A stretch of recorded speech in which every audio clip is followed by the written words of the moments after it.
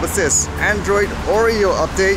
Have to free up hard drive space. I'm thinking upgrade this when I'm at home, because who knows, because I update it now, maybe all the apps, like the drone apps and stuff, will be incompatible.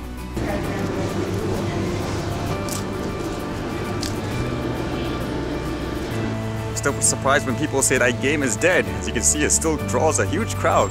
Probably a business's biggest dream to be able to do that. Such a different look to the sky today with all the clouds. Kind of cool. As cool as these clouds are, it's a real pain to shoot. It's basically too bright up in the blue sky, too dark in the clouds over there, so you gotta go up and down, changing the filters. Oh, that's basically taking up all the batteries too, just going up and down all the time, changing things.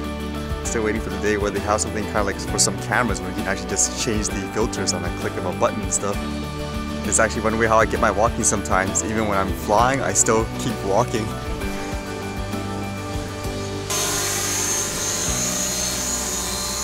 One thing I do notice with the drone right now is it's not as steady as it used to be, like when I first got it. Could it be just showing its age? Or at the same time, maybe I was thinking of just replacing every single propeller.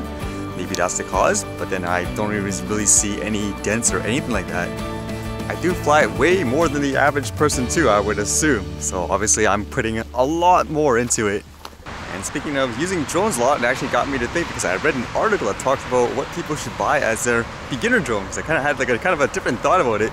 But I guess this was kind of interesting to me today. It says AT&T and Time Warner merger approved. I was like, wow, how'd that get through? I thought that would have been rejected just for the competition stuff. But I guess basically in the US that's going through. It says here anyways, AT&T's $85.4 billion proposed merger with Time Warner can proceed and does not pose antitrust problems. A federal judge ruled Tuesday. Well, it makes me wonder if that's going to lead to increased prices, or if things will remain the same. Or I guess in most cases, things will probably be the same for a while, but who knows what would happen afterwards. And about the drones, this actually kind of caught my attention today. It said the very best beginner drones. Summer's finally here, which means it's finally time to replace that drone you crashed on Christmas Day. Here's some advice. Don't buy an expensive drone if you don't know how to fly. Cheap drones have gotten really good, and there's no better way to hone your skills without exploding money into the side of a tree. This kind of got me thinking, because obviously I was new before. At the same time, whenever I show people in the public the drones, they're always, almost immediately, people are like, I need a drone now. So it makes me wonder what people are reading to kind of determine, hey, what should you buy? And with this article, I was actually thinking, I don't actually agree with buying these cheap drones, like if you're doing it for video and stuff anyways. You can go through all the technicalities. I've never flown these quote toy drones before, but ultimately in this article they think the Tello one is the best value. And at the same time, again, the mindset is don't buy something expensive like say the Mavic Pro or something like that, because you could crash it and then that's it. So you might as well get practice on these small ones first.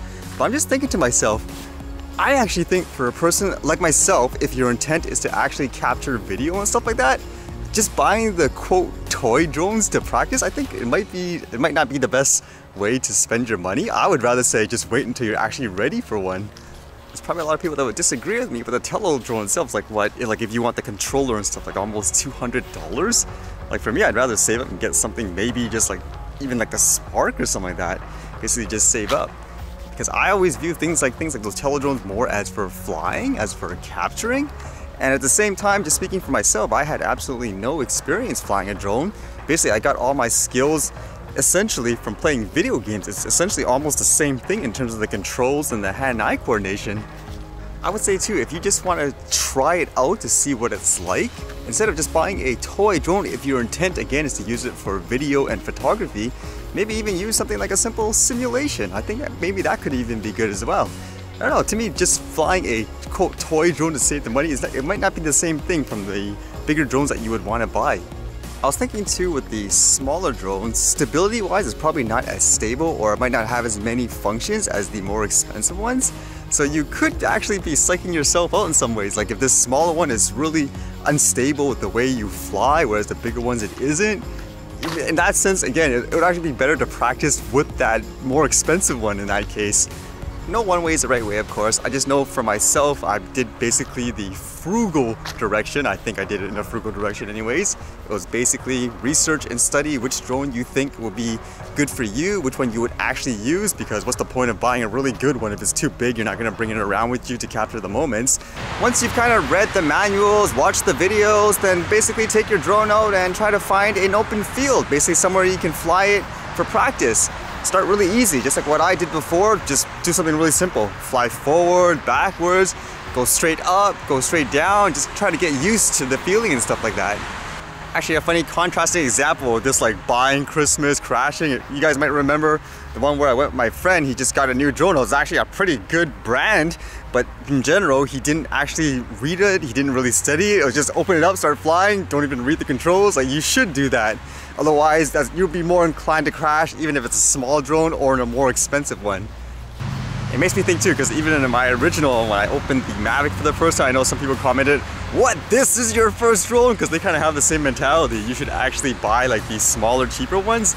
But I'm just thinking for myself, that would have been a waste of money if I flew like a quote toy drone. It's not the same thing, because I wanted to capture video. The only thing was, I really wanted to take care of it because I spent, a lot of money on it.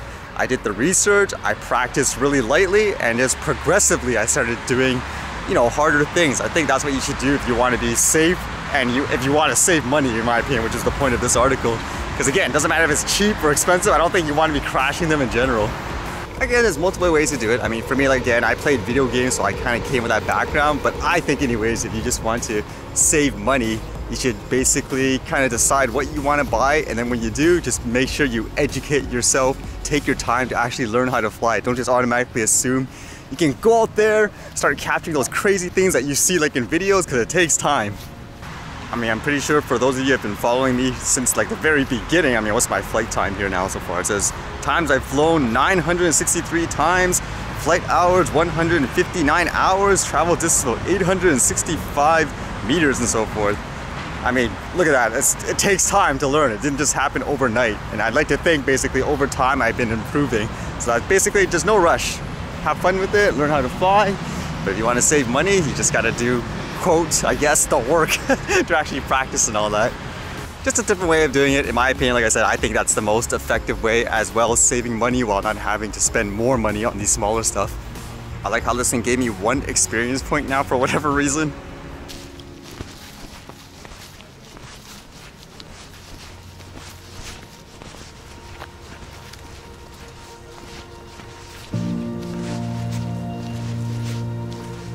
Artificial trees in an actual place with so many trees.